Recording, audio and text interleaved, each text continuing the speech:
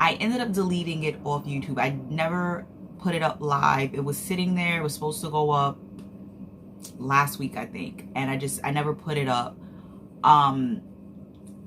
because I felt that, one, I knew for a fact the video was going to be taken in the absolute most wrong context. And even though I did kind of put a disclaimer up in my, this has to be Betsy DeVos video, who I don't get how she still has a job and no one wants to hire me as an education coordinator, but yet she's in charge. I didn't think people would be receptive of it. Now, granted, y'all know me. If y'all know me in real life, I don't care what anybody thinks of what I do, what I say, how I feel. But I didn't want to come off as super insensitive to what is currently going on with our schools. So let's talk about the DOE reopening. I am going to post a few links in the description bar in regards to both public schools and the daycares. I'm going to make a separate video about the daycares reopening, because that's another book in itself, and I actually did kind of touch on it a few videos ago, but I feel now that it's actually being put into motion, it needs to be talked about a little bit more. But DOE. Now, again, for those of you who are new, I live in New York. I live in the state that probably has the strictest requirements when it comes to both public schools and daycares. So we are now waiting. It is currently, while I'm filming this might not go up until a few days later, but it is currently July, I think today's the 25th, July 25th. And in New York, our school systems open in September. It usually opens the week of Labor Day or the week after Labor Day. Sure, I don't understand why Labor Day is a holiday still, but okay. So the kids are being given the option to do blended learning, which would be partly in school, partly at home. Or they can just completely come to school, or they can just completely stay home. Now, this is where I felt my video got insensitive, so I'm gonna say this first before I give my final opinion and thoughts on it. If you went to school in New York City, you knew how filthy our schools were. You knew how filthy the bathrooms were. If they couldn't keep the bathrooms clean on a regular, what makes you think the classrooms are going to be any better? This is now sounding like another task for the teachers. Again, I don't work for DOE, so I don't know what the classroom cleaning thing is now in DOE. I remember when I was younger, we were assigned to like wipe the tables and we can sweep the floors and stuff. But of course the classrooms did get a mopping and a sweeping at the end of the school day. Fine, whatever. But it is now sounding like cleaning will now be incorporated into a teacher's already long list of 10,000 things they have to do during the school day. Okay. One, I feel every teacher, whether it be DOE, whether it be daycare teachers, if you have a degree in education right now and you are working with children, you deserve a raise. I don't care what anybody says. You are not going to make my day longer and harder by giving me more stuff to do and not give me a pay increase. That's off the rip right there. So I'm really hoping that, you know, all this money we're taking from NYPD goes to the education system, because it's ridiculous. Secondly, I guess for kids, you know, second grade and up, because first might be even pushing it a little bit. How do you like, is everything going to be socially distanced now? because I see when I was doing field work, y'all love putting kids in groups now. Y'all love putting them in groups. I saw this picture on Facebook that a teacher brought shower curtains and pipes. I don't know if these are PVC pipes or what have you, but she brought this and made these for her classroom. Again, if it got to come out my pocket, I don't want a business with it. I really don't. This generation is so bent on group learning. I know growing up, I used to love having my own desk. I hated when they would make us put our desk together. I loved having my own space and my own desk.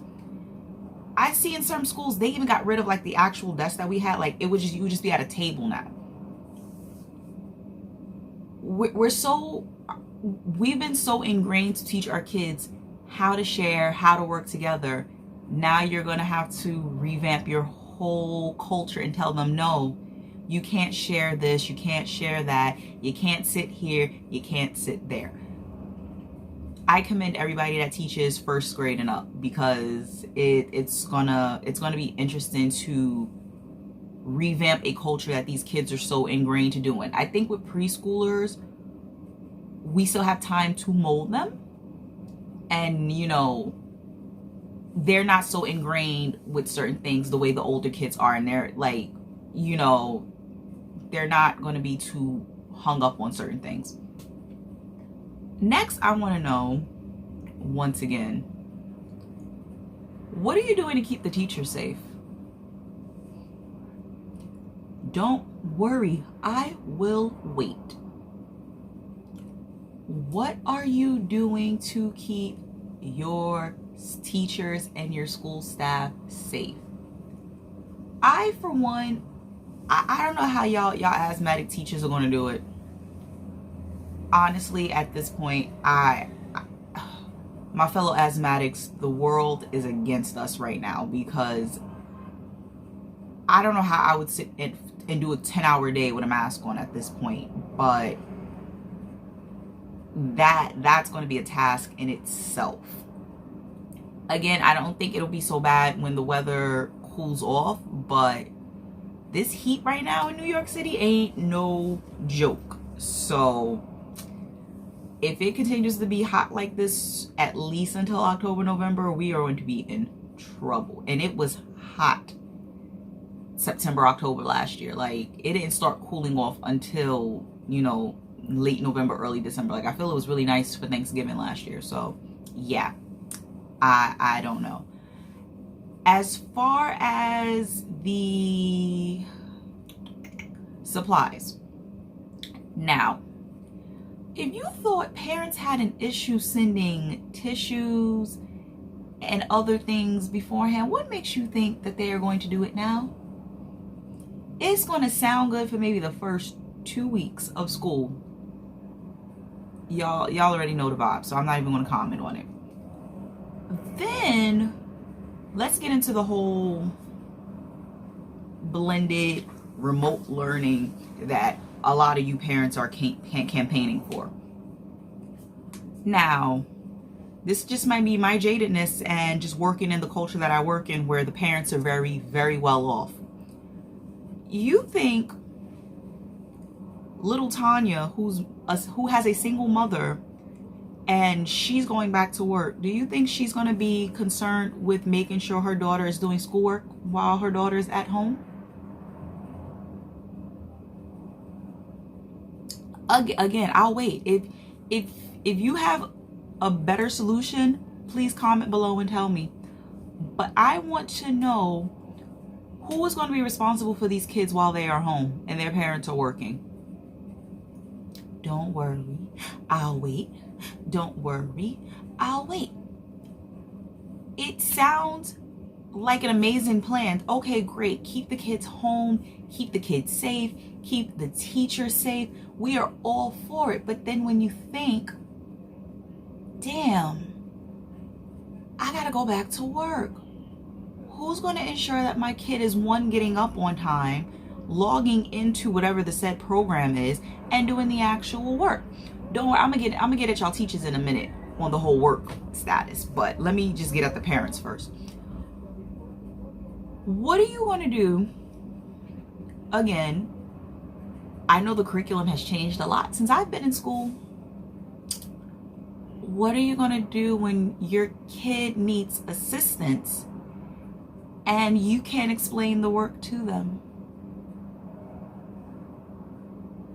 Granted, I know there are tutors, but can you afford a tutor? Do you think a teacher wants to be up at 8, 9 o'clock at night trying to assist your child and they're not being paid for it?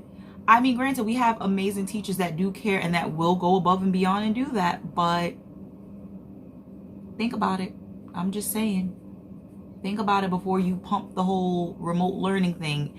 And I don't feel that the children should be passed just for logging in. They need to actually do work, show that they are comprehending it before they get any passing grades. I'm sorry, if you're going to stay home, the least you can do is work for your grade. Now, the teachers, my fellow teachers, I don't care where we teach, what age we teach, we are all in the same boat at some point. How are you planning on making sure your kids are learning?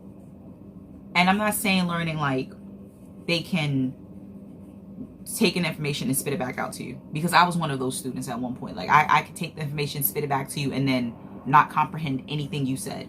How are you ensuring that your children are comprehending what you are teaching on a computer while they are home in their comfort area? Don't worry, I'll wait. Don't worry, I'll wait. This is why I said remote learning wasn't going to work for preschoolers. And for a lot of teachers that I've been seeing have been complaining that their kids are not interested in looking at them on a computer screen. What are you doing to ensure your third grader is comprehending this Common Core curriculum?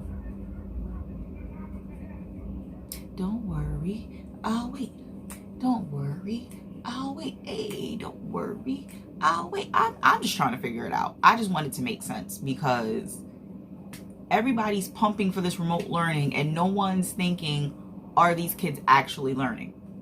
So again, if you work for DOE, I could be wrong. There could be 1,000 things you guys are actually doing and the outside world doesn't know about it yet, but it seems like a lot of teachers don't know what's going on with it either. So yeah, I just want to know. So before, again, and I said it to a friend of mine who is he's an assistant principal, and I asked him what did he think about the whole remote learning, and he feels that the kids need to be socialized as well, and that you can't depend on the technology because they need to be taught. Another thing I thought of, this goes back to, remember how we were pumping for the robots in McDonald's to take the orders, the machines, and it would limit having humans for the job. Y'all don't think at some point that's what's going to happen if we keep this remote learning up?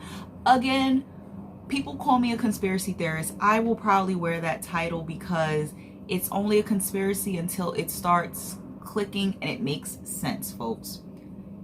If all they need is maybe a couple of 100 bodies to ensure that the curriculum is up to date, to ensure that there are no bugs in the program, to ensure that the kids are possibly maybe logging in. Like, you may just need someone to track and document the information and make sure the technology doesn't go dark.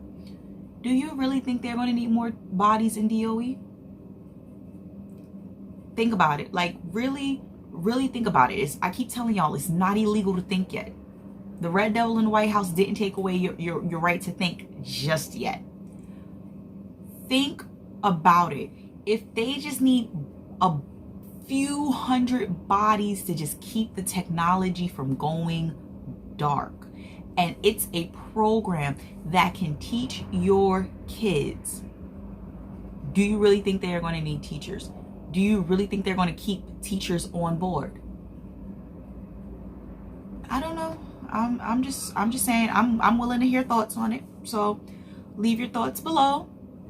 Let's talk about it, because I just want to know what DOE is going to do. Nothing more, nothing less. This is just coming from someone on the outside looking in that will have future children going to public schools, and I just want to know what, you know, what the reality of your situation is. Thank you guys, as always, for watching. Thank you for always coming back to Diary of a Mad Preschool Teacher, and I will catch you guys in my next one.